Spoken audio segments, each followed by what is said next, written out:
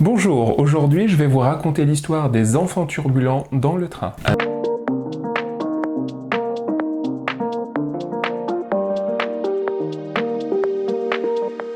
jour, un célèbre auteur et homme d'affaires américain nommé Stephen prit le train pour se rendre sur le lieu de sa prochaine conférence au sujet du pouvoir de l'empathie dans la résolution des conflits. Comme il était vraiment épuisé, il voulut profiter du trajet pour dormir 1 heure ou 2, histoire de pouvoir assurer sa conférence dans de bonnes conditions physiques. Il posa ses lunettes, ferma les yeux et reposa sa tête sur la vitre. Au moment où il commença à savourer sa tranquillité, il entendit « bam, bam, bam !» 2 enfants couraient dans le couloir du train avec un pistolet en plastique chacun. Bam, bam, bam! Le bruit l'agaça fortement, mais il fit preuve de patience dans un premier temps.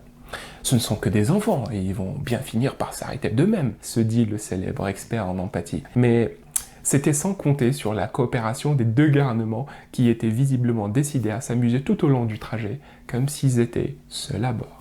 Au bout d'une dizaine de minutes de patience et d'ouverture d'esprit, Stephen ouvrit les yeux et tourna brusquement la tête à la recherche d'un parent ou d'un accompagnateur, auquel il voulait faire comprendre qu'il était peut-être temps que les enfants turbulents se calment un peu. En regardant au fond du wagon, il vit le père assis, en train de contempler les paysages par la fenêtre, comme si le sujet ne le concernait pas trop. Au moment où il s'apprêtait à se lever, Stephen entendit un passager chuchoter « Oh, quelle mauvaise éducation !» Un deuxième surenchérissait en s'adressant à sa femme « Elle est belle, la jeunesse de notre pays !»« Ce n'est pas étonnant, t'as vu le père ?» répondit la femme d'un air méprisant. « Regarde-le, il fait comme si ça ne le concernait pas. » Les commentaires fusaient de tout le wagon.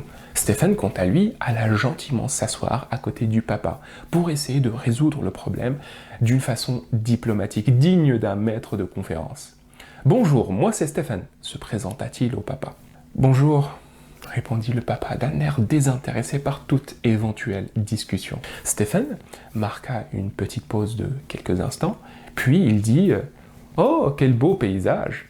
Le papa ne répondit pas, comme s'il n'avait pas entendu la remarque. Stephen décida alors d'entrer dans le vif du sujet. « Ce sont là vos enfants? Ils ont l'air dynamiques et joyeux. »« Si vous le dites, » répondit le papa d'un mouvement de tête à peine visible.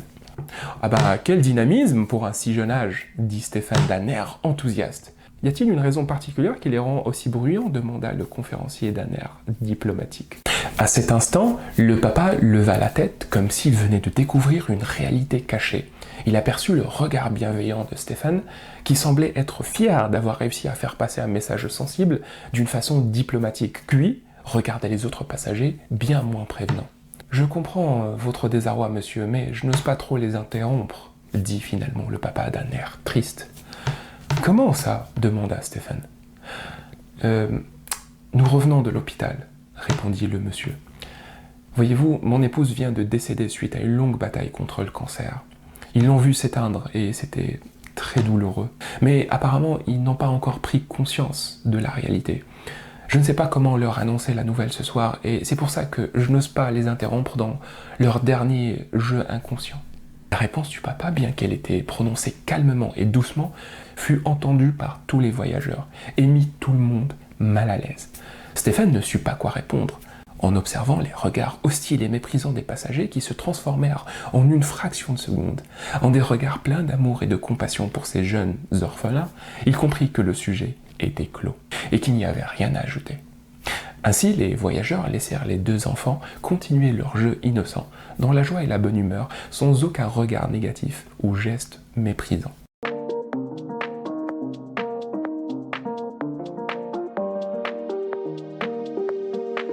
Premier point d'analyse, l'essentiel n'est pas ce qui arrive dans la vie, mais plutôt la façon dont on l'interprète. Les plus grandes difficultés ou problématiques que je rencontre avec des personnes que j'accompagne et qui veulent progresser, résoudre un blocage ou initier un processus de changement, c'est que la plupart d'entre elles se sentent soit malheureuses, soit incomplètes ou désarmées, et pensent généralement que la cause de leur malheur ou de leur désarroi vient d'une circonstance de la vie. Elles me disent par exemple « j'ai des problèmes de santé, donc je suis déprimée. J'ai des problèmes d'argent, donc je suis malheureuse. J'ai des problèmes de couple, donc je suis nerveuse, etc., etc. Grâce à l'histoire des enfants turbulents dans le train, et d'autres histoires du même style, j'arrive à expliquer à toutes ces personnes que ce qui les rend vraiment malheureuses, nerveuses, déprimées, c'est rarement les circonstances en elles-mêmes, mais plutôt le regard qu'elles jettent dessus. Souvenez-vous de la fin de l'histoire du train, quand tout le monde apprend le décès de la maman, en une fraction de seconde, le comportement turbulent des enfants ne dérangeait plus personne. Et les deux jeunes orphelins ont tranquillement continué les jeux bruyants dans la joie et la bonne humeur. Qu'est-ce qui a fait que plus personne n'était dérangé par les jeux des enfants? Les gens étaient toujours fatigués, et certains voulaient toujours dormir. Les garçons faisaient toujours autant de bruit, et pourtant, plus personne ne se plaignait. Pourquoi? Analysons la situation, voulez-vous? Au début, la plupart des passagers avaient établi dans leur tête un diagnostic en utilisant les paramètres visibles de la situation. En gros, ils ne jugeaient que ce qu'ils voyaient.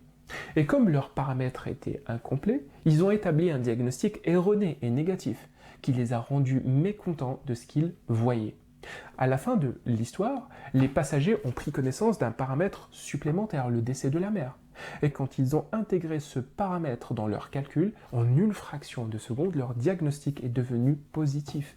Et leur mécontentement s'est transformé en bienveillance. Rien n'a changé à l'extérieur. Tout le changement s'est produit à l'intérieur de leur tête. La chose qui perturbait leur tranquillité n'a pas changé. Cette chose qui les faisait râler ne les dérangeait plus, comme par magie. Je pense que dans la vie de tous les jours, c'est exactement pareil. Attention, je ne dis pas qu'il faut adopter la zen attitude et oublier les soucis de la vie en attendant qu'ils disparaissent d'eux-mêmes. Mais je pense qu'il y a facilement, allez, on va donner un pourcentage, 80% des désagréments quotidiens qui nous perturbent, que l'on considère faussement à cause d'un diagnostic erroné comme blocage ou problème, et qui finissent par épuiser notre mental et nos émotions. Par exemple, le manque d'argent, les problèmes de santé, le chômage, la rupture d'une relation amoureuse, la trahison d'un proche, etc. Aucun des problèmes, malgré qu'ils soient des problèmes réels, mais aucun des problèmes ne nous rend réellement malheureux. C'est plutôt le regard que nous choisissons d'adopter qui peut nous rendre joyeux ou tristes. Raison pour laquelle je pense sincèrement qu'en regardant la plupart des désagréments sous un angle neuf, on peut réussir à nettoyer en très peu de temps, parfois en quelques secondes, notre état d'esprit, nous permettant ainsi de nous concentrer avec 10 fois plus de force et d'efficacité sur les vrais problèmes qui nécessitent d'être résolus. Au final, je conclus ce point avec le proverbe, je pense, anglais, qui dit « Le secret du bonheur, c'est de faire ce que tu aimes et vivre comme tu le souhaites. Et si tu n'y arrives pas, alors aime ce que tu fais et souhaite ce que la vie te donne. » Deuxième point d'analyse, toujours commencer par le questionnement avant le jugement. Dans cette histoire de train, Stephen, contrairement aux autres passagers, fait l'effort de ne pas juger hâtivement et commence d'abord par une approche diplomatique, puis par un questionnement. Il pense probablement qu'avant d'établir un quelconque diagnostic de la situation, il faut d'abord s'assurer de posséder tous les paramètres. Et pour ce faire, quoi de plus simple que de poser la question, aussi naïve et évidente soit-elle. Ainsi, grâce à son approche diplomatique et à sa suspension de jugement, il a réussi à désamorcer un conflit entre le papa et les autres passagers avant même que celui-ci ne voie le jour. Dans des situations comme cela, ne sont malheureusement pas des cas isolés. Nous pouvons les rencontrer tous les jours, dans la rue, dans le bus, au supermarché, chez le coiffeur.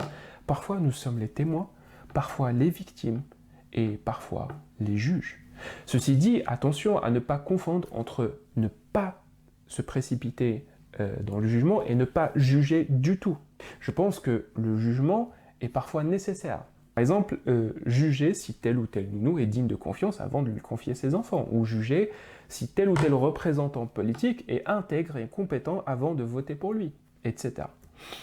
Tout ça pour dire que la meilleure façon pour ne pas se précipiter est d'adopter un processus de questionnement afin de permettre une meilleure compréhension de la situation et par conséquent réagir convenablement à la suite des événements. Ajoutez à cela qu'une question posée avec bienveillance est 1000 fois plus agréable à entendre qu'une remarque déplaisante ou une critique non méritée. Voilà, nous arrivons à la fin de cette analyse et je vous remercie de m'avoir suivi. N'hésitez pas à me laisser en commentaire vos retours, vos remarques et pourquoi pas d'autres points d'analyse auxquels j'aurais peut-être pas fait attention. Si vous avez besoin d'échanger sur un autre sujet ou d'être accompagné, n'hésitez pas à me contacter ou à aller faire un tour sur mon site web. Cela vous permettra d'avoir plus d'informations sur moi et sur ce que je propose comme service. Quant à moi, je vous donne rendez-vous dans quelques jours avec une nouvelle histoire.